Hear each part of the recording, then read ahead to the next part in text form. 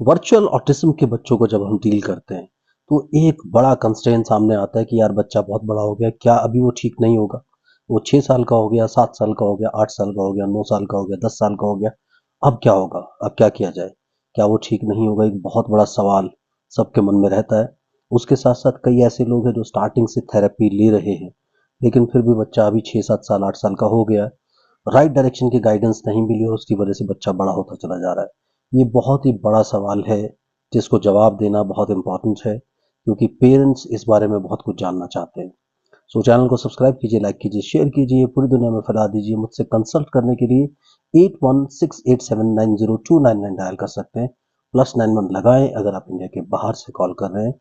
और अगर आपको टॉपिक पसंद आ गया, फटाफट से लाइक का बटन हिट करें और इसी तरह से कमेंट सेक्शन में कमेंट ज़रूर कीजिए। मैं फिर से आपसे रिक्वेस्ट करता हूँ कि कमेंट सेक्शन में जाके कमेंट ज़रूर कीजिए। आपके कमेंट्स बहुत इंपॉर्टेंट होते हैं। अगर आप नए सब्सक्राइबर्स हैं, वीडियो कैसा लगा ज़रूर लिखिए। और अगर आप पुराने सब्सक्राइबर हैं, ऑलरेडी आप थेरेपी ले रहे हैं, अपने एक्सपीरियंसेस को ज़रूर शेयर कीजिए ताकि बाकी लोगों को भी इसके बारे में पता चले। तो बात करते हैं कि बच्चा अगर बड़ा हो गया तो क्या करें। देखिए, सबसे बड़ी बात होती है डिटर्मिनेशन। यानी अगर आपने ठान लिया है कि आप अपना काम करके रहेंगे तो उसके लिए कुछ भी मैटर नहीं करता क्या एज हुई है, क्या काम हुआ है नहीं हुआ है। डिपेंड सब चीज़ें करती हैं आपकी पॉजिटिविटी पे और आपकी गाइडेंस कैसी आपको गाइडेंस मिल रही है। अगर आपको गाइडेंस ही सही नहीं मिल रही, यानी आपको पता ही नहीं कि आपके बच्चे में क्या प्रॉब्लम है और आप किस चीज़ को डील करने की कोशिश कर रहे हैं और सिर्फ काम करते चले जा रहे हैं। आपने एक रूटीन बना लिया है और डिसाइड कर लिया है कि मेरा बच्चा सुबह से लेकर शाम तक एक सेंटर में जाएगा, एक पर्टिकुलर रूटीन फॉलो करेगा, तो फिर आपकी हेल्प बहुत ज़्यादा लोग नहीं कर सकते हैं। लेकिन अगर आपने डिसाइड किया कि मुझे ये अचीव करना है और ऐसे अचीव करना है, और फिर आपके गाइड कौन है, कैसे आपको गाइड कर रहे हैं, क्या सही डायग्नोसिस बना करके गाइड किया जा रहा है या सिर्फ गाइडेंस मिल रहा है। और मैं हमेशा आपसे बात करता हूँ कि क्लासिकल ऑटिज्म या सेरेब्रल पैल्सी वाली फिलॉसफीज, वो सारी की सारी फिलॉसफीज वर्चुअल ऑटिज्म में अगर अप्लाई की जा रही हैं या attention deficit hyper activity disorder में अप्लाई की जा रही हैं, तो फिर आप जितने मर्जी साल लगे रहिए, आप परफेक्शन अचीव कभी भी नहीं कर पाएंगे। परफेक्शन आप तब अचीव करेंगे जब आपका डायग्नोसिस क्लियर है।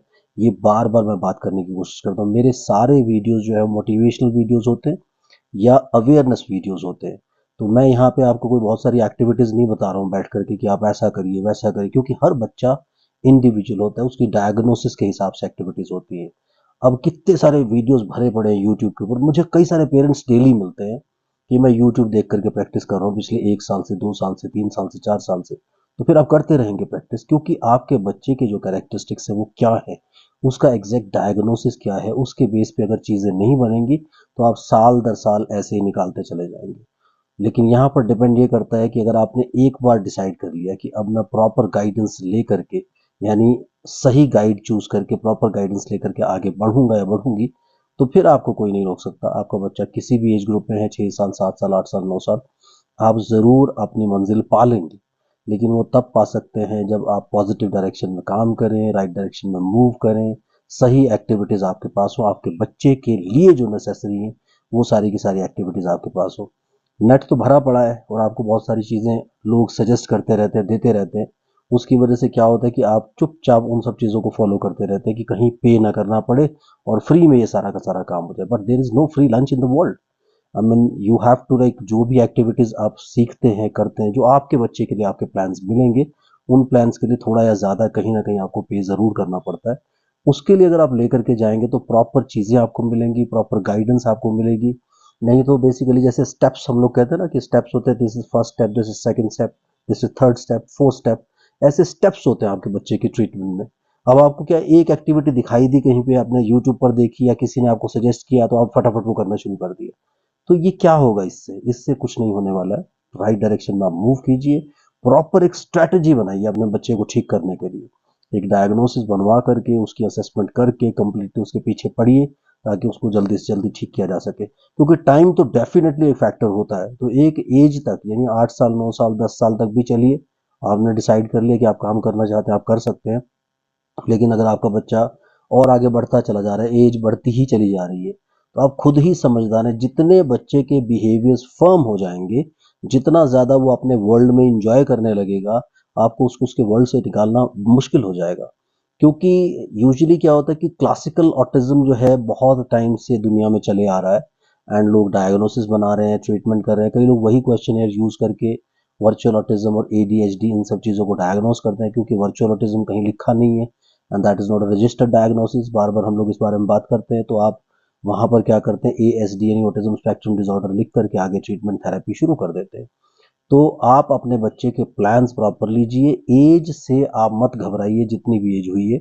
और ये देखने में आया है कि अगर आपकी डिटर्मिनेशन स्ट्रांग है, आपकी पॉजिटिविटी स्ट्रांग है और आप करना चाहते हैं, तो बच्चा किसी भी एज ग्रुप में है, आप बहुत अच्छा काम कर सकते हैं। और कई लोगों ने वो काम कंप्लीट किए भी हैं।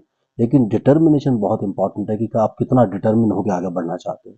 इसलिए आप डिसाइड करिए, अपने बच्चे के लिए करेक्ट प्लान लीजिए और चीज़ों को स्टार्ट कीजिए और खुद से करने की कोशिश करिए, क्योंकि ये देख लिया गया है, एक्सपीरियंस हो गया। मुझे भी 28 साल हो गए इस फील्ड में काम करते हुए, 28 ईयर से मैं काम कर रहा हूँ। एंड मैंने भी ये चीज़ नोटिस की है कि जितना अच्छे से पेरेंट्स इस काम को करते हैं, उतना अच्छे से कोई भी सेंटर में जाकर के उन चीज़ों को नहीं निपटा पा रहा। इसलिए बेस्ट आप अपना काम करने की कोशिश कीजिए, अपने बच्चे के लिए करेक्ट प्लान लेकर के आगे बढ़िए और उसको ठीक कीजिए, ताकि आपका बच्चा टाइमली मेन स्ट्रीम अपने आप को कर सके। Thank you very much, keep commenting, bye bye.